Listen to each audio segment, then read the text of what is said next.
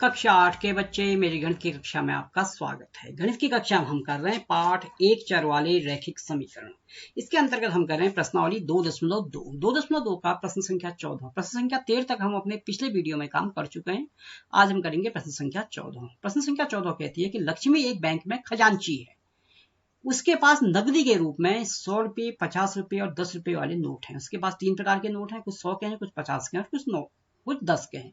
उनकी संख्याओं में क्रमशः 2, 3, 5 का अनुपात है। क्रमशः 2, 3, 5 का अनुपात का अर्थ है कि 100 वाले नोट 2 अनुपात में है, 50 वाले 3 में और 10 वाले 5 में।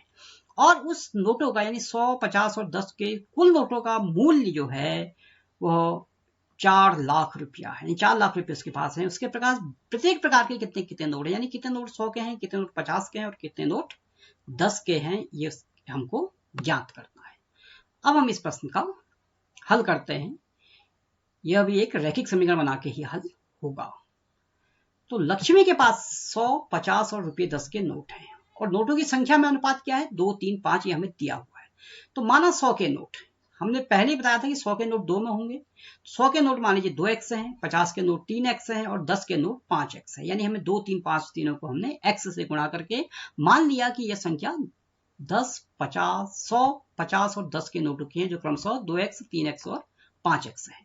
अब हम जैसे हमने कहा कि 100 के नोट 2x हैं, तो उनका मूल्य कितना होगा। 100 के एक नोट का मूल्य 100 रुपया, 100 के 2 नोट का मूल्य 200 रुपया यानी 100 गुणा 2, 100 के 3 नोट का मूल्य 100 गुणा 3 यानी 300 रुपया, 100 के 4 नोट होंगे तो उनका मूल्य 100 गुणा 4 यानी कि 400 रुपया। यानी गुणा करके हमको उनका मूल्य मिल जा रहा है। तो हम कहेंगे 100 के 2x नोटों का मूल्य, 2x नोट है तो उनका मूल्य कितना होगा, 100 गुणा 2x। तो 2 को 100 से गुणा करेंगे तो 200 x, 200 गुणा x को हम 200x भी कहते हैं। इसी प्रकार 50 के 3x नोटों का मूल्य 50 गुणा 3x जो 150x, क्योंकि 50 गुणा 3 150 होता है। 10 के 5x नोटों का मूल्य, 10 के 5x नोट है उनका मूल्य 10 गुणा 5x, 10 पंजे 50x। अब नोटों का कुल मूल्य इसने दिया है 4 लाख रुपया और यहां हमने नोटों का मूल्य कितना निकला है, 200x, 150x और 50x। 200x, 150x और 50x तीनों को जोड़ दिया। 200 में 150, 1000, 200 में 150 और 50 जोड़ेंगे तो 400 आएगा। तो 400x बराबर 4 लाख। x बराबर 4 लाख बट्टे 400, क्योंकि 400 यहाँ x के साथ गुणा में है तो ये यहाँ भाग में चला जाएगा। हमने इसका पक्षांतर करेंगे तो 4 लाख में 400 का भाग दिया तो हमें 1000 हमें प्राप्त हुआ। यानी हमें प्रत्येक नोट को 1000 से गुणा करना है। तो 100 के नोट कितने हैं, जो 2x थे तो 2 गुणा 1000 यानी 2000। 50 के नोट 3x थे, 3 गुणा 1000 यानी 3000 और 10 के नोट 5x थे यानी 5 गुणा 1000 बराबर 5000। तो यानी लक्ष्मी के पास 100 के नोट 2000 हैं, 50 के नोट 3000 और 10 के नोट 5000 हैं। अब हम करते हैं इसी प्रश्नावली का अगला प्रश्न, जो है प्रश्न संख्या 15। प्रश्न संख्या 15 कह रही है कि मेरे पास 300 रुपये के रुपये 1, 2 और 5 वाले सिक्के हैं। कुछ सिक्के 1 के हैं, कुछ सिक्के 2 के हैं, कुछ सिक्के 5 के, और लेकिन उनका कुल मूल्य 300 रुपया है। रुपया 2 वाले सिक्कों की संख्या 5 वाले सिक्कों की संख्या की तिगुनी है। यानी जितने भी 5 के सिक्के हैं उनका 3 गुना तो 2 के सिक्के हैं और सिक्कों की कुल संख्या 160 ही है। यानी 1, 2 और 5 के सिक्के कुल मिला के सिक्कों को अगर हम गिनती करें तो 160 ही होंगे। मेरे पास प्रत्येक प्रकार के कितने कितने सिक्के हैं। अब इस प्रश्न को हम हल करते हैं। तो हमने देखा प्रश्न संख्या 15 में जो इसने जानकारी दी है, पहले उससे लिखा हुआ है मेरे पास 300 रुपये मूल्य के रुपया 1, 2 और 5 के सिक्के दिया है। रुपये 2 वाले सिक्कों की संख्या 5 वाले सिक्कों की संख्या की तिगुनी है। 2 वाले सिक्के 5 वाले संख्या की तिगुनी है, तो इसमें हम यह अपनी सुविधा के लिए यह करते हैं कि जो सिक्के कम हैं उनको मान लेते हैं। हमने 5 के सिक्के कम थे उनको मान लिया, माना 5 के सिक्के बराबर x। तो रुपया 2 के सिक्के कितने होंगे, 3x यानी 3 गुणा x, 3x। 5 के सिक्के अगर x हैं तो 2 के सिक्के 3x। अब दिया है कुल सिक्के 160, जो भी इसने दिया है कुल सिक्कों की गिनती करें तो 160 होगी। अब 160 सिक्के कौन कौन से होंगे, रुपया 1 के सिक्के धन 2 के सिक्के धन 5 के सिक्के बराबर 160। रुपया 1 के सिक्के धन 2 के सिक्के हैं 3x अभी ऊपर लिखा था, और 1 और 5 रुपए के सिक्के हैं x, ये दोनों ऊपर यहाँ लिखे हुए हैं। रुपये 5 के सिक्के x और 2 के सिक्के 3x, तो 3x और x यहाँ लिखा बराबर 160। रुपया 1 के सिक्के धन 3x धन x बराबर 4x बराबर 160। तो रुपया 1 के सिक्के कितने होंगे, या 4 का पक्षांतर यहाँ हो जाएगा तो उसका धन 4x का ऋण 4x हो जाएगा और 160 वैसे ही लिखा जाएगा। तो 160 ऋण 4x। अब हमको ये पता चल चुका है हमारे पास कितने कितने सिक्के हैं। हमारे पास 5 के सिक्के हैं x, 2 के सिक्के हैं 3x और रुपया 1 के सिक्के हैं 160 ऋण 4x। अब हम इनका मूल्य निकालेंगे। मूल्य वैसे ही निकालेंगे जैसे हमने पिछले प्रश्न में जो रुपया 100, रुपया 50 और रुपया 10 का था वैसे ही हम निकालेंगे। तो रुपया 1 के सिक्के का मूल्य, रुपया 1 के सिक्के कितने हैं 160 ऋण 4x। तो 1 को 160 ऋण 4x से गुणा करेंगे तो 160 ऋण 4x से ही प्राप्त होगा। रुपया 2 के सिक्कों का मूल्य, रुपया 2 यानी एक सिक्का 2 रुपये का है तो 3x सिक्के, 3 गुणा 3x बराबर 3 दूनी 6x। रुपया 5 के सिक्के, जितने सिक्कों की संख्या है उसको 5 से गुणा करेंगे, सिक्के की संख्या x थी तो 5 गुणा x बराबर 5x। अब हमको सब सिक्कों का मूल्य प्राप्त हो चुका है। 1 के सिक्के का मूल्य 160 ऋण 4x, 2 के सिक्कों का मूल्य 6x और 5 के सिक्कों का मूल्य है 5x।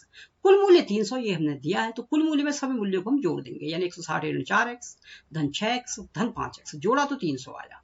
160 ऐसे ही रहेगा। अब ऋण 4x ऐसे ही रखा और ये धन धन को जोड़ दिया, क्योंकि 6x और 5x धन में है, इनको जोड़ दिया और बाकी संख्या वैसी ही रखी, 300 ऐसे ही आएगा।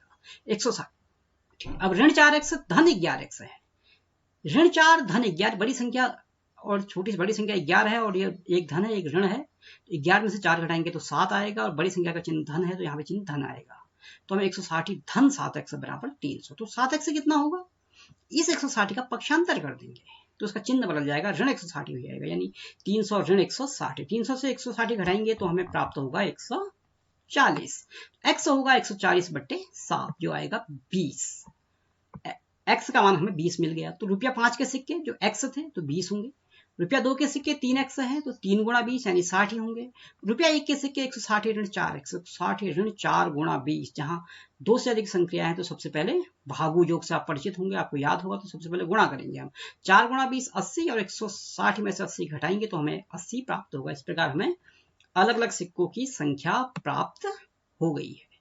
अब हम करेंगे इसका प्रश्न संख्या 16 जो इस प्रश्नावली का अंतिम प्रश्न है। एक निबंध प्रतियोगिता में आयोजकों ने तय किया कि प्रत्येक विजेता को 100 रुपया देंगे और विजेताओं को छोड़कर प्रत्येक प्रतिभागी को 25 रुपये पुरस्कार के लिए दिए जाएंगे। यानी वो अलग अलग कैटेगरी में वो निबंध प्रतियोगिता हुई होगी। जो विजेता होगा, जो उस प्रतियोगिता को जीतेगा, उसको 100 रुपये देंगे और जो सिर्फ प्रतिभाग करने आया है, जो नहीं भी जीता है, उसको भी 25 रुपये दिए जाएंगे।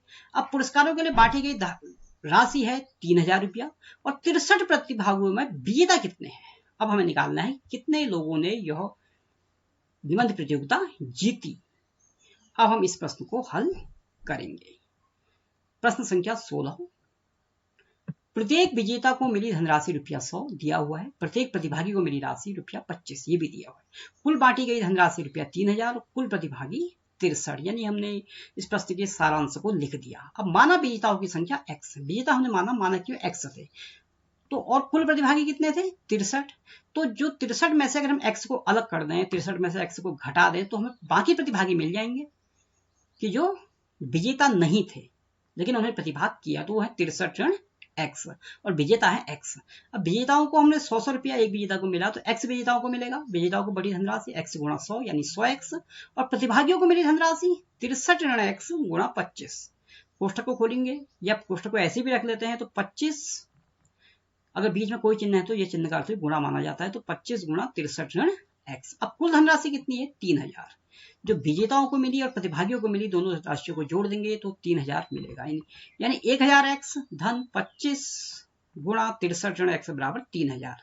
अब इसे हम हल करेंगे। 100x धन 25 भी 63 से गुणा होगा सर्वप्रथम तो 1575 आएगा, बीच का चिन्ह ऋण है तो ऋण का चिन्ह आएगा, 25x से गुणा होगा तो 25x आएगा, यानी इस बाएं पक्ष को इस प्रकार हल करेंगे बराबर 3000। अब यहाँ 100x है, यहाँ ऋण 25x है, 100x में से 25x घटाएंगे तो 75x धन 1575 बराबर 3000। अब 75x बराबर धन 1575 है, इसका पक्षांतर दाईं ओर करेंगे तो उसका चिन्ह धन का ऋण हो जाएगा और 3000 जो दाईं पक्ष में पहले से है वो पहले लिखा जाएगा, 3000 ऋण 1575। तो 75x दोनों को घटाएं तो हमारे पास आए 1425, यानी कि x कितना होगा फिर 75x का अर्थ है 75 गुणा x। इस 75 का ही पक्षांतर हम करेंगे तो गुणा के बजाय भाग में आ जाएगा, यानी इस 1425 में 75 का भाग देंगे जो हमें 19 प्राप्त होगा। तो इस प्रकार हम कहेंगे, जिसने हमसे पूछा था कितने विजेता होंगे तो हम कहेंगे विजेताओं की संख्या 19 है। तो इस कार्य को आप घर में दोबारा स्वयं भी करेंगे और मेरा यह वीडियो देखने के लिए बहुत बहुत धन्यवाद।